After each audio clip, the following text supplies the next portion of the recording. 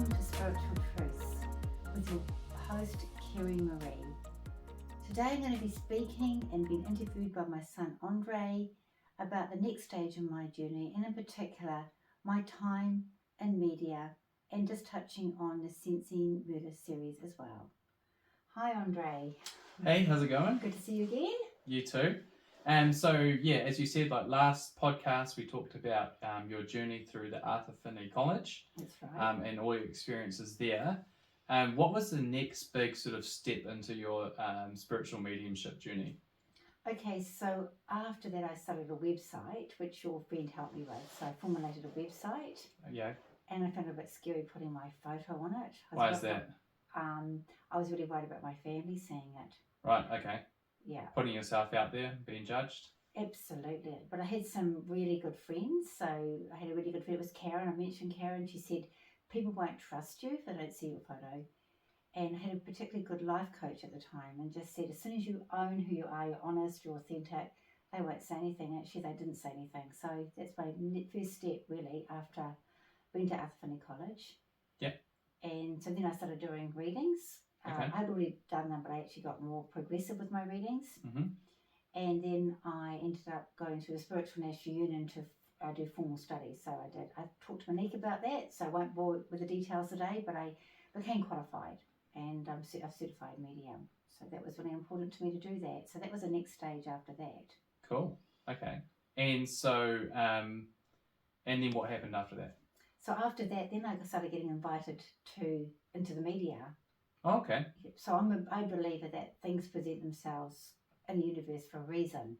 Mm-hmm. So I take up opportunities. So one of the first things that happened was I was asked by Paul Henry, yeah, to look for his missing signs. He'd lost it, and I actually helped locate his missing signs. Oh, and what was that on radio? TV? That was on TV. Oh, wow, cool. I was interviewed. Yes, yeah. What show? It was a Paul Henry show. Oh, Paul Henry show. And he had these missing signs, and I said one of them would be returned before Christmas, and they were. Oh, funny. In fact, Paul Henry asked me on a couple of his shows actually. Okay, I thought you were about to say he asked me on a couple of dates, but no, yeah, not on a couple of shows. Yeah. And then I got invited into media as well. Cool. Yeah. To what, sorry? Into radio, into media. Oh, radio media. Yeah, radio media. Yes. Yeah. Cool. And what was that? So Hayley Holt, she came to see me for a session, so I can say that because she's open about that. Yeah. And she invited me to come along to More FM. There was Mark Ellis, Stu Tolan and herself. Wow, what a trio. Yeah, it was a trio, it was fun. Yeah. And they started calling that little spot Snap Predictions. Okay, and what was Snap Predictions? So people would ring up with all sorts of questions live, and I had to answer them live on radio, which wasn't always the easiest thing to do. Sure, I can imagine there's a huge amount of pressure. If you felt it hard to put your photo on a website, I can imagine doing Snap Predictions on live radio was probably pretty difficult as well. It wasn't too bad by that time because I'd actually had got used to sort of doing a bit of media. I used to have my face out there, so I sort of got a bit used to that really. Okay. And then I think the next stage in my journey was actually writing my book. Yeah. Breaking Free. Right, okay. So that was also really putting myself out there. For sure. Yeah, so you go into all aspects of your life, young and more recent. Yeah, so we can talk about that another time. Yep. But then around about the same time, I was approached by Sensing Murder, and I had a sense, I guess. I had a sense that this could happen. Okay, and tell me about your experience with Sensing Murder, because that's a pretty big show. A lot of people, even they haven't watched it, would have heard about it. So, what was that like? I can say it was a few things. One thing is it's very authentic, extremely authentic. So the producers are very integral, very much into integrity, I find, and very integral. Yeah. And they didn't give me any information, so I got given no information. So they treated me really well. So they actually treated me really well, didn't feed me any information. So it was 100% authentic and honest, which sat really well with me. Sure. I think at the other time it was like incredibly sad for the families. We hear about murders and things like that, but to actually be involved in something like that and feel it myself and experience, it really hit home to me. Yeah. How scary it really was. Well, it's a really dark subject, right? and you're dealing in the midst of it. Yeah, it was quite a dark subject, but you're also helping people as well. Sure. Which I think is really, really important. Yeah. So one of the first experiences I had, you don't know where you're going. You have no idea where you're going. Okay. So either you've flown somewhere or driven somewhere. So I never knew where I was going. Were they like blindfolding you, or no? But they'd tell you someone to pick you up, so you never know where you're going to go. Doctor at the airport. So, wow. Yeah, never knew we were going to go. But that was all part of it, and I couldn't tell anybody where you were going either. Yeah. Which is fair enough. And then what happened to me? I was flown the first time internationally, and I was waiting to get on the plane, and I just felt an energy, and it was someone who'd been murdered who started blending with my energy, and I was sitting there, and my face was flooded with tears. I just felt so upset about this person who had been murdered, and how upset they felt, and how sad they felt for the family. So I'm sitting there waiting to get on a plane with tears streaming down my face, people thinking I'll probably left alone someone I really love, but actually I was connecting to spirit. Wow. Yeah. Last time I saw someone tears in the airport, I just assumed they were afraid of flying. Yeah. So you can presume things, can't you? Yeah, absolutely. If you've got no context, you just sort of make up your own story. Yeah. So that was my experience, and I got taken. I got picked up the next day. Yeah. And picked up at the location that you were flown into. I was flown somewhere, and I was driven somewhere, and then the next day they picked me up and took me into a room. Yeah. And I was mic'd up. And with a downturned photo, and it was like, okay, you tell us what you're picking up on. And it was definitely the person I picked up at the airport. But I had to be really mindful and really back myself with trust that it was that person, it indeed was. Yeah. And they didn't give anything away. They only confirmed things that were real, authentic, like the actual, the gender, the age, profession, things like that. They didn't give anything away. So well, that's incredibly difficult. It was incredibly difficult. I wasn't looking for information. It would be nice to have confirmation. Yeah. So the confirmation helps build the energy. Sure. Okay.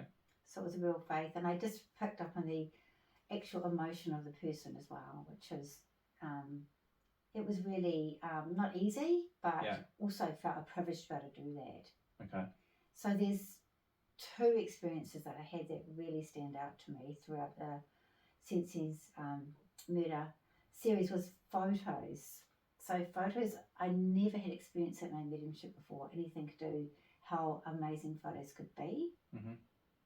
And so for the first person that I was interviewed for, or helping to sense murder for, I couldn't get their name initially. Yeah. And then the producer went off for lunch and came back, and I actually heard, I held the photo up, and their name actually came off the photo. I heard a voice coming out of the photo. Wow.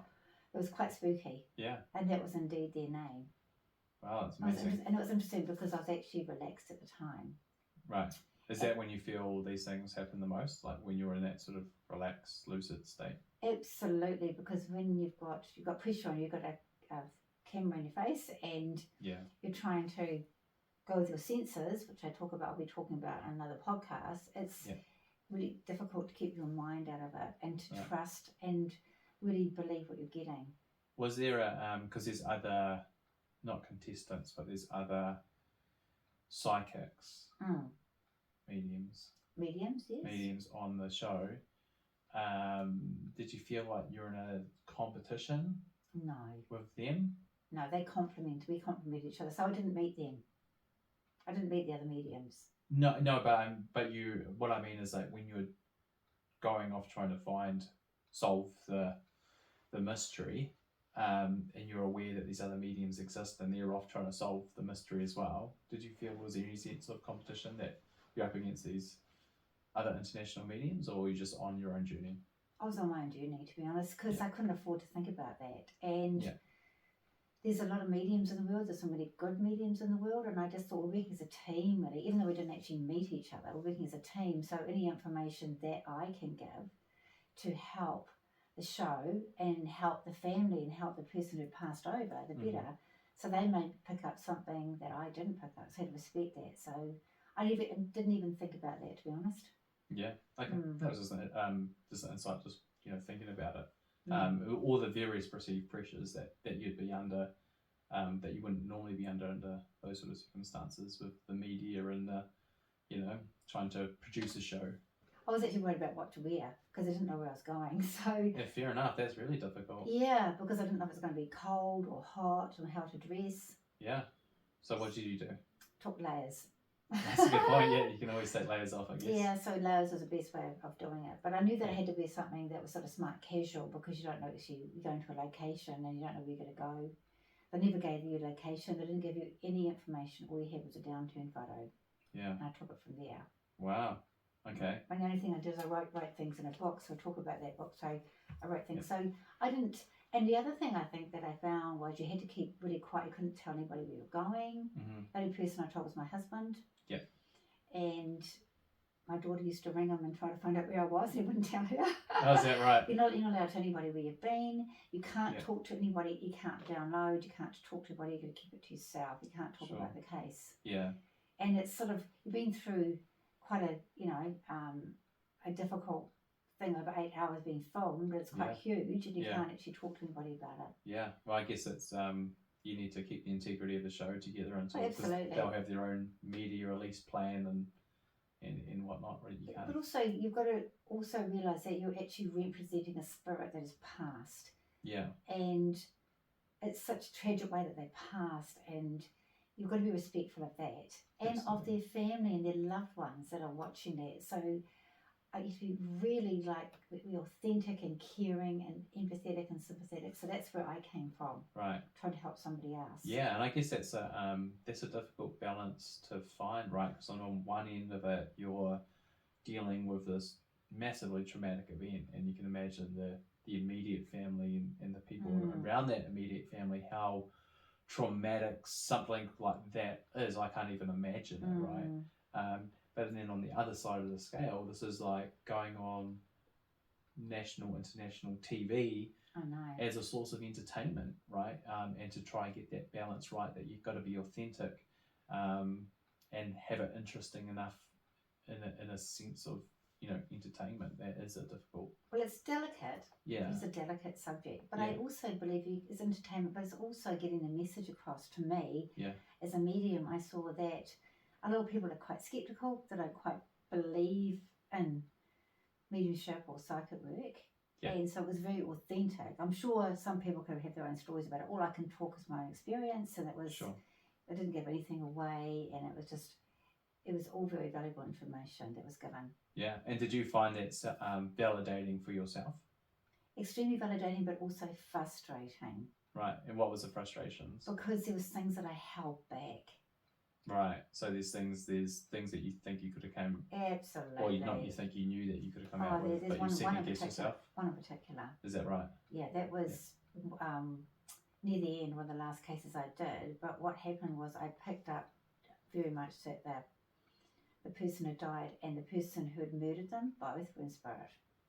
Really? It's on Sensory Murder of 2018 if you want to watch it for yourself. But what happened, which is a photo, was the person's photo was on the side of me. It was my peripheral vision. And I saw that their photo transfigured, which changed into the photo of the murderer. Oh my goodness.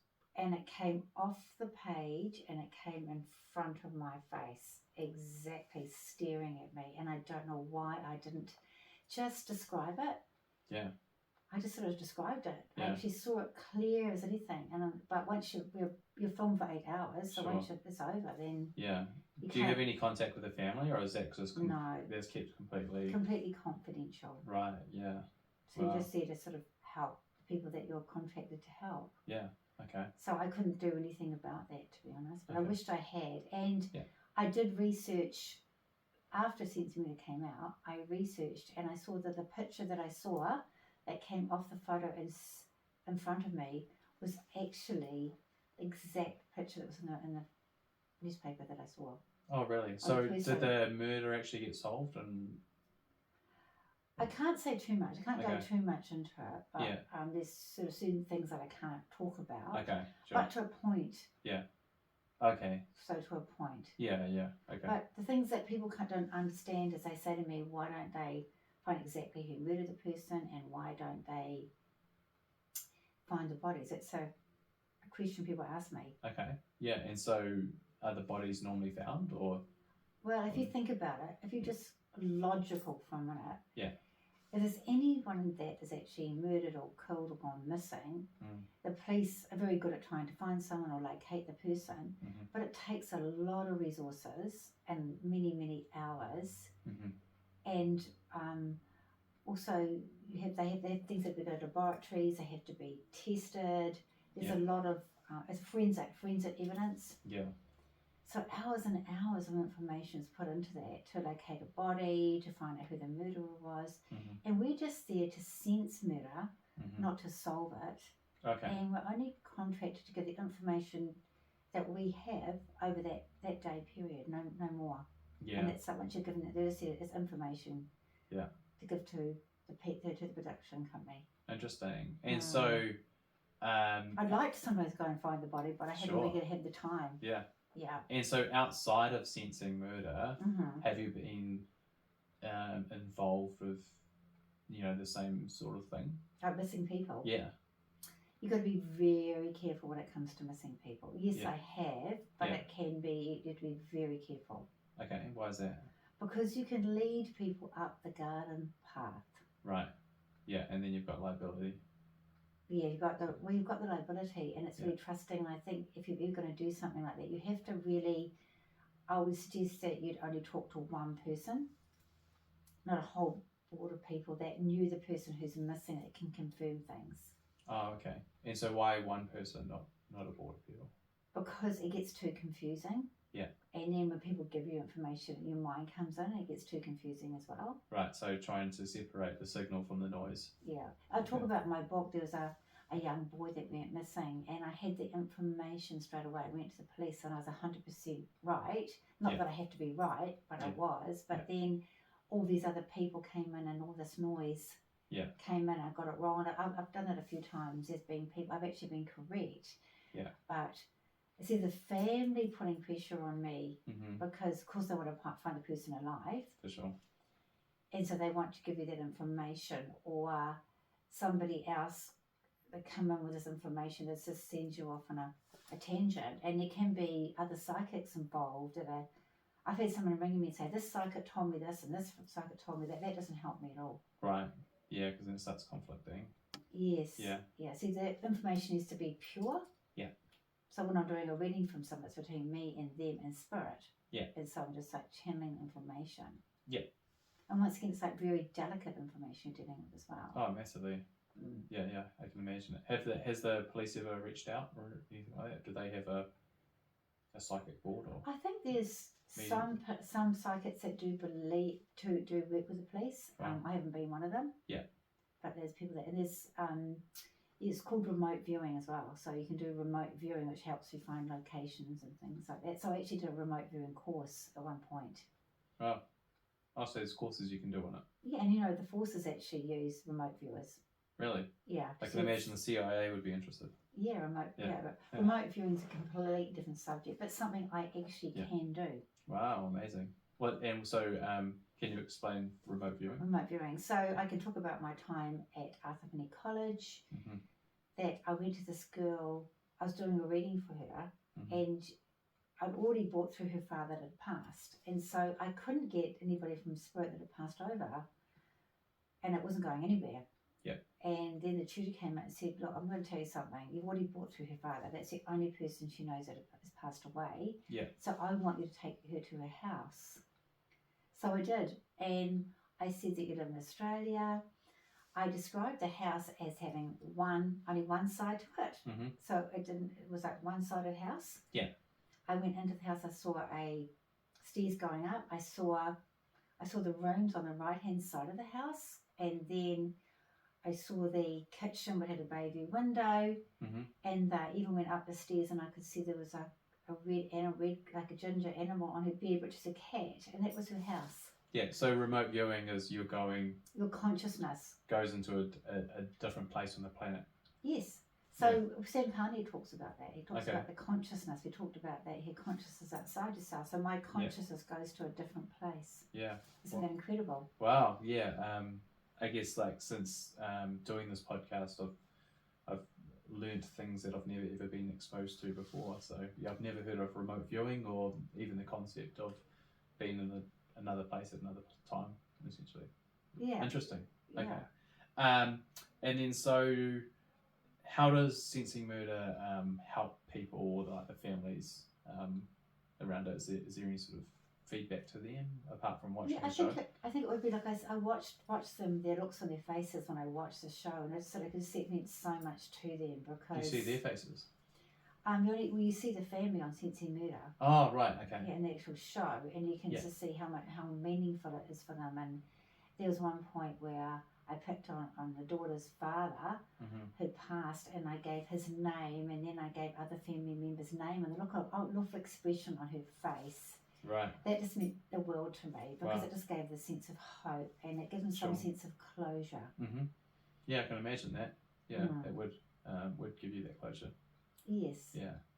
You can't fix it for them, but you can give them some sense of peace. Yeah. And I talked about on my last podcast when my mother had passed, and a medium talked about I found her glasses, and the fact that my mum was talking to the medium about her glasses was so specific gave me the sense of peace. So I think the fact that you haven't got all the answers, but you get some pieces of the puzzle, and because the information has to be so accurate and so good, then I guess that gives them some sort of peace and closure. So yes, it's a horrible subject, and no one wants to deal with it, but it is real, and it does help the family and the loved one, and it also helps people understand what mediumship's all about. It brings mediumship and the other world to this life. Right, winning on all fronts. Yes. Yeah. And do you think Sensing Murder will happen again, or are you going to be involved with it again in the future? How long's a piece of string? I imagined that, I'm not sure, I don't know. I imagine it could have happened, but with COVID. Oh, right. With lots of things. With lots of things, lots of TV's changed, and the whole scope of TV's changed. Yeah. So I can't answer that question. But if I was asked to do it again, I'd certainly say yes, I would, because I feel like I'm helping people. Sure. And I think the biggest challenge for me, if I could go back and do it again, I'd try to really trust everything and describe what I'm given. Yeah. Oh, yeah. Understood. Yeah. Like learn from your mistakes. Well, even with this podcast, I've talked about spirits that I've seen around the person, and I've described what's happened. And I think that being really authentic with your spiritual experience is really helpful. Okay. To myself and to others. So you talked earlier about, you found it difficult to put your photo on a website, which is kind of like the introduction to you from a media perspective, and then you've gone on national radio with some pretty big names. You've been on the Paul Henry show, but then I guess going on Sensing Murder is like elevating you to a new sort of level of exposure, and did your life, was that a life-changing event to you? Did you notice that people treat you differently? Did people recognise you on the streets? What was that like? It was a little bit like that. Some people do recognise me from Sensing Murder. Sometimes people do recognise me on the street. I think also because I remember with Sensing Murder that it's whole 8 hours of filming in one day, and then it's other mediums as well, or psychics they call them psychics on Sensing Murder. That's what they're called, not called me, we're called psychics. Yeah. So they're filmed as well, and then it's all edited down, and it's got a lot of evidence information, and now I think it's an hour to 2 hour program. I think it goes in 2 episodes. Yeah. So you can't give all that evidence and information in just one sitting with a person. Yeah. So they had these high expectations of me as well. Yeah. Which is understandable. For sure. Yeah, yeah. But for instance, I said the name came to me after 4 hours. Yeah. Yeah, yeah. So that was when I was really relaxed. So you can't always get every bit of evidence like you do with a TV show. Yeah. And was it a life-changing event? Like because you went from, I guess, low-level media to being on a... Definitely. I really noticed it, but I tried to keep my ego in check. I'm still Kerry-Marie. Right, yeah. So you still put one soul calling at a time? Absolutely. Yeah. Okay. And has it opened up any other avenues? It was amazing for me. I guess it was amazing for me. Yeah. But at the same time, I still was Kerry-Marie. That's the thing. That's still me. Yeah. So it didn't change. It didn't change you at all. You sort of just, it was another feather in your cap. Yeah, I think there was an opportunity for me at one stage to get a bit bigger where I could have actually toured and done lots of shows, etc. Yeah. But I decided that wasn't really me. Okay. Yeah. Are you happy doing what you do? I'm happy doing what I'm doing. I'm quite content because I know I'm helping people on a deeper level. Yeah. Follow your heart. Follow my heart. Cool. And is there anything else you want to talk about? No, I think that's about media it for now. The media is great. I think it's a great vehicle. Sure. To get the word out there, to educate people. Yeah. I'd like to see a bit more of it if I could. Yeah. I'd like to see them to be sort of quite, probably, like honest, not honest, more honest a bit more. Because sometimes if that's said as a bit of a joke, a bit of a game. Right. I don't think I like that. Yeah. They're taken seriously a bit more. A bit more seriously, I think, yes. Right, yeah. That makes a sense. bit more credit. Yeah. But at the same time, I think people are allowed to have their own opinions and thoughts, and if they don't want to believe, they don't have to. Yeah, absolutely. It's entirely up to them. Yeah, that's a good way to approach it. Think about it, yeah. So thank you, Andre. That's all right. So today we've talked about my next stage with my work as a medium, Sensi Murder, other media situations that I've been involved with. Saying that, I talked about my book, Breaking Free, and I've also got my cards here, Messages from Spirit. If you want any of these products, you can get them through kerry-marie.co.nz. Just go to contact me. And at the same time, you can also book a reading with me. I hope you've enjoyed this podcast, and I look forward to talking to you again. Blessings and love, Kerry-Marie.